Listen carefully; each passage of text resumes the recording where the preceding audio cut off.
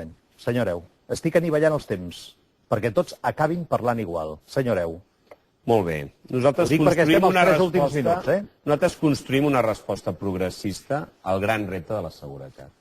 I, per tant, refermo. És des de la cohesió social, des de la proximitat, des de l'eficàcia del sistema policial, que certament és una variable molt important, de la seva coordinació amb el sistema judicial, des de totes aquestes variables, que hi ha una política de seguretat integral seriosa.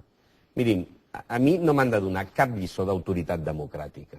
I, per tant, aquesta idea de que vostès són febles davant de certs comportaments, vostè sap millor que ningú que a mi no m'ho pot aplicar, perquè és així. I, per tant, el que jo no cauré és en el simplisme, de que només, perquè tindríem tants exemples de ciutats on, escolti, han multiplicat els cossos policials per no sé quan, amb uns resultats absolutament irrisoris. Miri, Barcelona té un sistema de seguretat que des de la proximitat, des de la prevenció, des de la cohesió i des d'un sistema policial està afrontant i està aguantant aquest sistema davant d'un repte que, si vol, vostè pot dir que és molt fàcil de solucionar. No, és complexa, perquè també ha variat, s'ha globalitzat.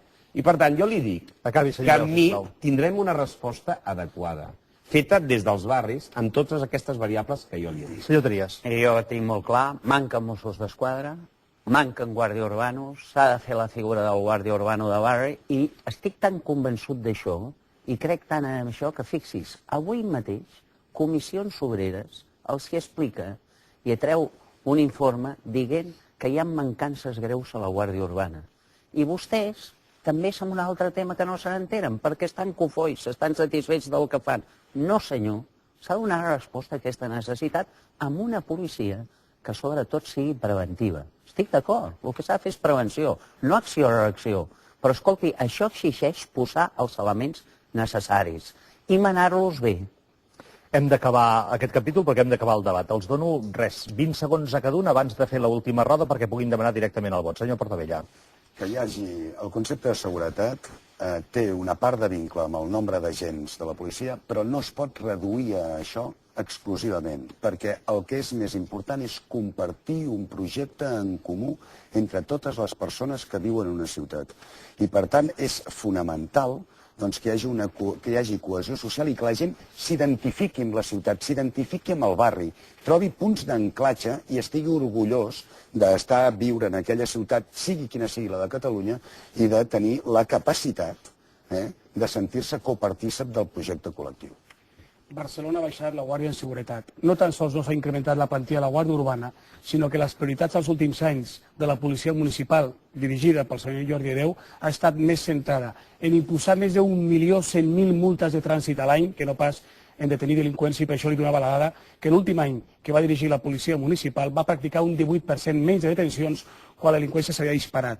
I se l'ha escapat Barcelona de les mans, com ho demostra, que han tingut que improvisar una ordenança de civisme perquè ningú, poca gent respectava la nostra ciutat, que tenia la pertinent sanció, i després ha tingut que improvisar també una comissió contra els ocupes que havien arreglat a la nostra ciutat. Contesta, senyor Hereu? Sí.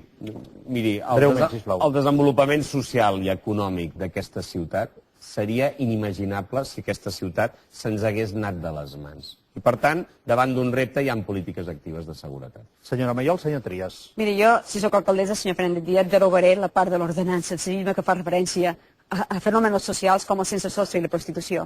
I el que li vull dir és que com a alcaldessa el que voldré fer és anar a les causes de la inseguretat i no només donar resposta policial, com és l'únic que vostè sap fer. Senyor Trias, per acabar. Sí, jo insisteixo molt que l'acció policial ha de ser preventiva, aquest ha de ser el gran esforç que hem de fer nosaltres, i sincerament, això exigeix creure en la Guàrdia Urbana. És que és necessari creure en la Guàrdia Urbana i creure que és la nostra policia. I l'Ajuntament ha d'estar al cantó d'aquesta Guàrdia Urbana, amb aquesta actitud preventiva, i això necessita un nombre suficient d'efectius, perquè si no això és impossible. Entrem ja al que són els darrers instants.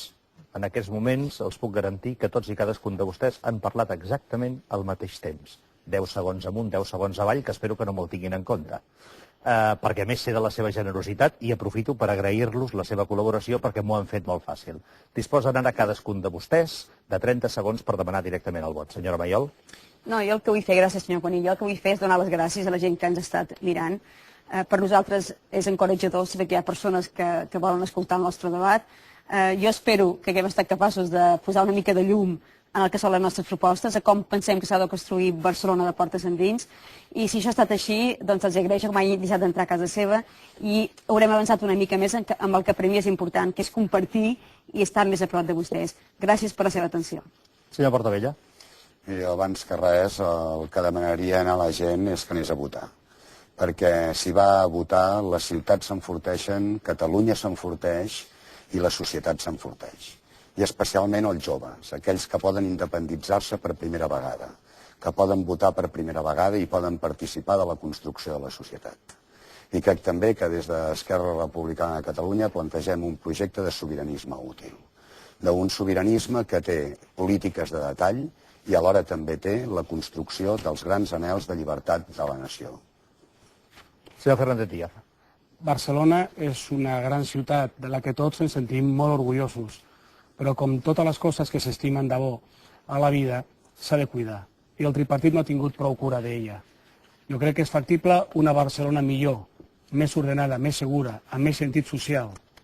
Una Barcelona de llei i per a les persones. I per això és imprescindible el canvi. Molta gent em diu aquests dies, escolta, Fernández, probablement el canvi no serà factible. El tripartit ja forma part d'aquesta cultura de govern de la ciutat des de fa 28 anys. I jo els dic sempre, en dues eleccions municipals, un sol regidor més, en dues eleccions municipals, un sol regidor més, hauria possibilitat el canvi per Barcelona. I, per tant, aquest canvi, a més de necessari, és possible. I jo els demano el vot per aquest canvi per a una Barcelona millor. Bona nit i moltes gràcies. Senyor Trias. Sí, els que creguin que és necessari un canvi en aquesta ciutat, que sàpiguen que governarem per tots i amb tots. I que prioritzarem sobretot els temes de l'habitatge, els temes socials, els serveis, i que, a més, nosaltres farem una aposta gran perquè hi hagi ordre i seguretat en aquesta ciutat. Aquest és el nostre compromís. Senyor Hereu. Bé, jo he expressat que vull ser l'alcalde de la gent d'aquesta ciutat de Barcelona, que la vull més pròspera, amb més cohesió social i compromesa amb els seus ciutadans i també amb les causes en les quals Barcelona es lliga al món. Jo vull aportar i obrir una nova etapa en aquesta ciutat, feta amb noves idees, amb nous equips, també amb un nou alcalde. I en aquest sentit, jo, respecte a visions que no creuen massa en aquesta ciutat, jo he vist aquests mesos molta il·lusió, moltes ganes de tirar endavant per part de molta gent, de moltes entitats. Jo vull encapçalar aquest moviment d'ambició, d'ànsies i forces renovades per tirar endavant aquest model de ciutat de la que molta gent ens sentim molt honrats. I, per tant, jo vull encapçalar aquest moviment i volem construir, a partir d'un nou projecte, la Barcelona que tots desitgem i volem construir. Repeteixo l'agraïment a tots vostès per la seva col·laboració. M'ha semblat entendre abans que la senyora Mayol i el senyor Trias havien quedat per un sopar. Em sap greu que vostès tres quedin... Un dinar. Un dinar. Bé, em sap greu que vostès tres quedin... El senyor Trias vol que anem a dinar, però això... No, més que res, és que em sabia greu... Diu, escolta, i vostè vol anar a sopar o a dinar amb algú? I jo dic, home, jo amb la senyora Imma Mayol. Molt bé. No, és que a mi em sabia greu que els altres candidats quedessin desmarcats d'això o desmarcats. En tot cas, senyor Portabella, senyor Fernández Díaz, senyor Hereu, jo els convido jo, si ells dos se'n van. I si no, els convido a tots cinc. Moltes gràcies, insisteixo, per la seva col·laboració. Ha estat un plaer moderar aquells que es moderen, i vostès s'han moderat avui.